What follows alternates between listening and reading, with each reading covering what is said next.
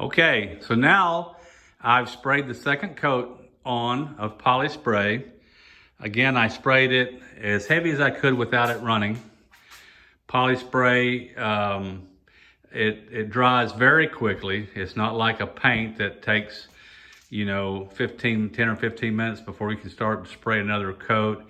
And then, an hour and a half to kind of tack up and be dust free, that kind of thing. This is quick. In a few minutes, it's going to be dry. So you can spray it heavy. And I like to, of course, always using the rotators.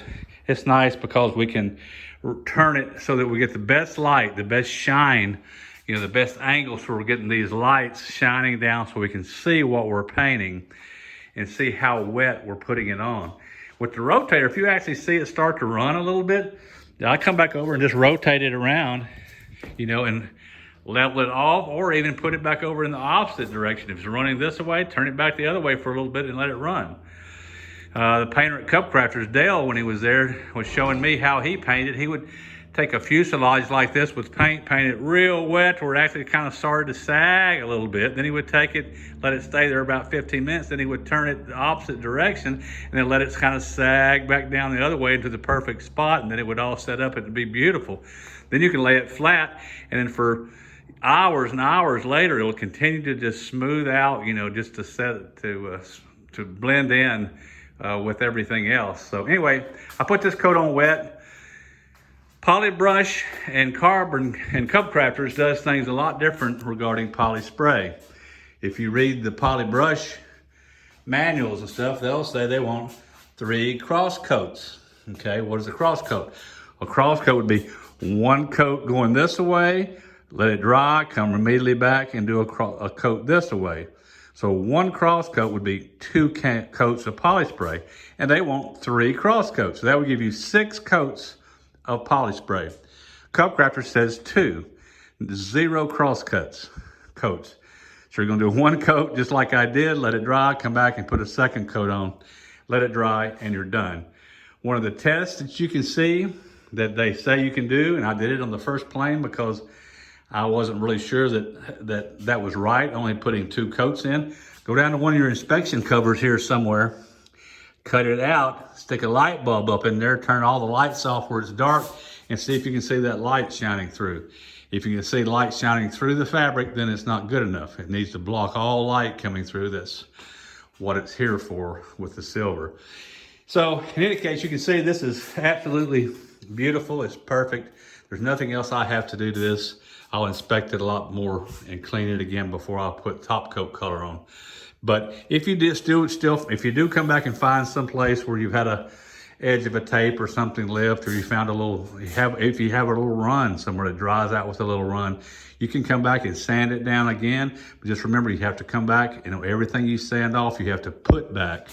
So if you sand the poly spray, fix it, and then go back and redo it so you replace the poly spray.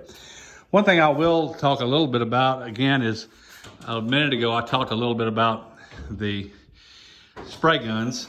Here you can see this side, how pretty it is. This is a nice heavy coat. I will admit that I do on the top areas, the top of the airplane, I do get it really thick so obviously as you're flying along or it's a plane sitting outside, you're gonna have more sunlight coming down on the top as well as the top of the wings. Very little sunlight hits the side, some does, but nothing like the top. And then obviously then the bottom gets very little, if any, unless you're doing a little aerobatics upside down. Okay, the paint guns, again, I'm using the cheap paint guns that come from Harbor Freight. With the poly brush and the poly spray, like I said, you need one that has a 2.5 tip on it. And here's mine. I think this gun was $40 or $50. The finished gun, which is a 1.4 tip, which I showed you earlier, was about $70, I believe, at Harbor Freight. Here at my airport, there's a full-time painter, and all he does is paint airplanes. He's got a great, big, huge hangar he can put 4 or 5 airplanes in, and he paints airplanes for a living, always has, does all the airplane painting. He's used this gun, he's compared it to his $600 guns, and he can tell no difference, okay? You know, it's got a lot of air nozzles in the front. The air horns are good. I'm telling you, it's a good paint gun. Look up the reviews on it, and you'll see everybody talks about how great this gun is, these guns are. I put an inline water filter here on them. They're disposable, and only like $3 at Harbor Freight. Put a gauge here that you can adjust the pressure on. On any paint gun that you've got, and you'll see this if you look it up, this controls the amount of air coming through the gun. So I'll open this wide open and always leave it wide open, unless you just have to do a very small fine tuning. So take this knob, turn it all the way left counterclockwise, screw it out. It won't come off, it'll go so far out. Let all the air go through here. Don't do any restrictions of your air here. We don't want to do any restrictions of our air here if we don't have to. Instead, it's better to do your air restriction where it's coming off of the compressor. So from here, it's flowing full air all the way here. No constrictions anywhere. No constrictions through the gun. No constrictions here. No constrictions here. We're letting it go full blast to here. So the way you do that is you take, and I'll explain this. Orange hose has about 200 feet of hose, and it's going to my compressor over here, my big compressor. And the reason a long length of hose is good is because it lets the air cool. Air actually heats up as you compress it. So this lets it cool. Some people even run them through tanks of cool water to cool it even more. Here you see the coils of just here and just letting the air run through there. It's cooling as it does that. You could put that in a tub of water, or like we used to do our beer. We'd take a keg and we'd run a copper coil off. We'd coil it like that, stick it in a bucket of ice, and in a hot keg as fast as you could pump the beer through the copper coils and back out to your beer tap. It would be ice cold. So the same principle here, we're cooling air. Air is coming in here. This is another Harbor Freight setup. Not very expensive. This was an air filter. This is I hope I say it right, descendant, whatever, the particles in here that you put in that actually absorbs water, okay? So this is a water filter. This is also absorbing water, and this is a filter as well. You can take these and push them like that, and any water that it's caught would come out of here. Those crystals, when they're blue like this, here's some that are not been used yet that I've got. You can put them in the oven to take the moisture out. These are the crystals. These do not have moisture in them. They're nice dark blue. These here are the ones I take out.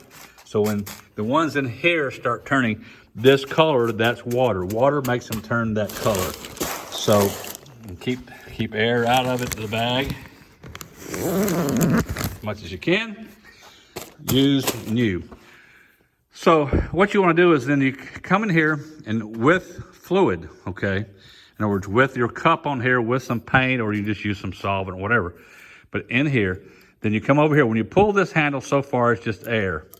Okay, and then the next part engages the paint. What you should do is take this knob here, screws out, and when it screws out, you can take it all the way out to clean it and pull the pin, the needle, right out of the middle there. So what you're gonna do is pull this, hard to do with one hand trying to hold this camera. But you're gonna screw this back enough to where you get full throttle, basically. You can open it all the way up. While you hold this down, screw this in until it starts to move that handle. In other words, once that hits it and starts pushing it out, that's because you want to be able to open this fully up. And then you can screw this part down to kind of lock it at that position. So this is full open, letting all the air come through. This is full open where the meter is, the gauge is, and the throttle, the handle here is full throttle too. It's full open. We're letting all that air come through it as unrestricted as possible to hit this, okay? This here is the fan, okay? That's the shape that it makes when you spray it on the wall, like I showed you earlier, where you want to spray a nozzle about that far like that when you're about that far away from the wall. This will here, as you turn this knob, if you turn it all the way in, you have one round circle. As you turn it out, the fan gets bigger and bigger. Most of the time you want it that big, and on this gun, you screw it all the way down, and 1/2 of a turn gives me the perfect pattern for spraying poly brush and poly spray, and it'll put it down nice and heavy. Okay, so with your cup on here and some fluid in here, and if you want to spray, say 30 to 50 pounds like it says here, then with your air compressor on, you would depress this. I've actually gone before and just taped this down with duct tape so it just stays down. But then you can look at your meter here, your gauge here. This gauge coming off the compressor, there's one on the compressor, and this is the one coming showing you, because it's going to lose pressure coming through all the lines. This is coming in.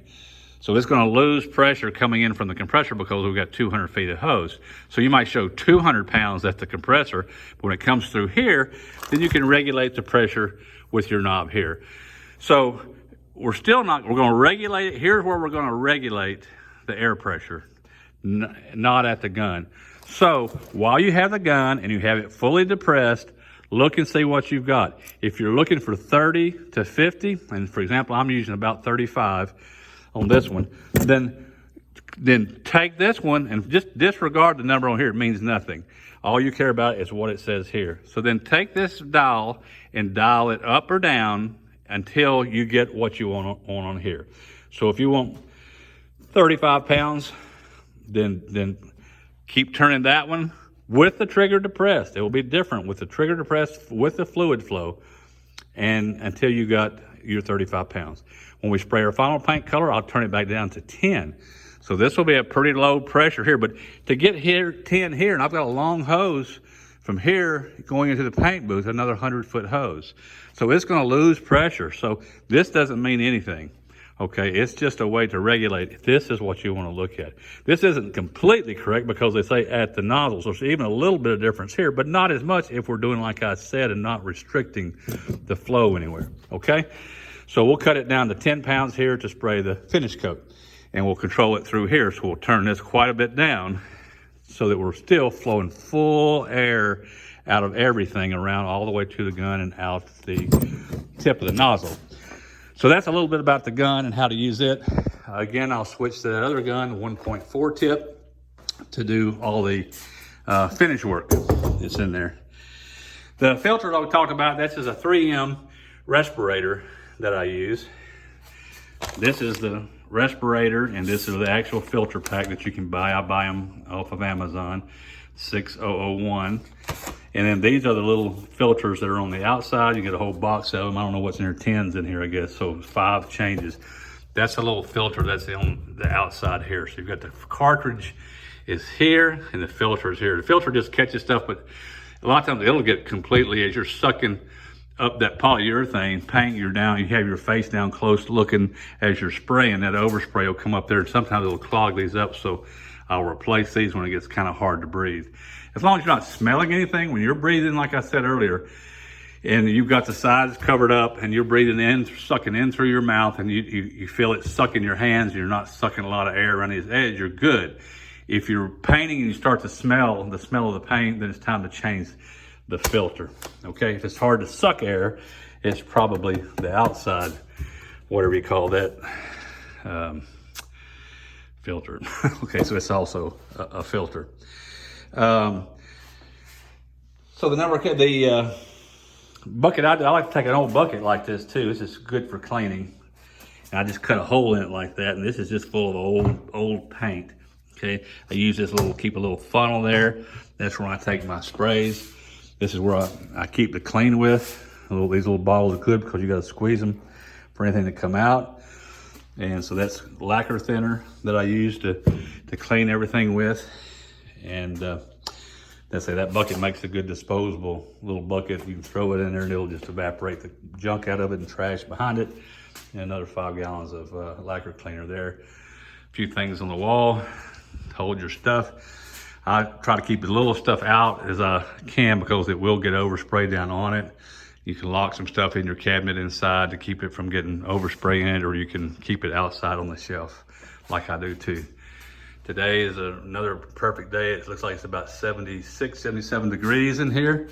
So that's the perfect temperature to cure this all out, and just look how pretty it is. And can't wait to get my paint and get old Grizzly going. So let me know if you got any questions. Hope it helps.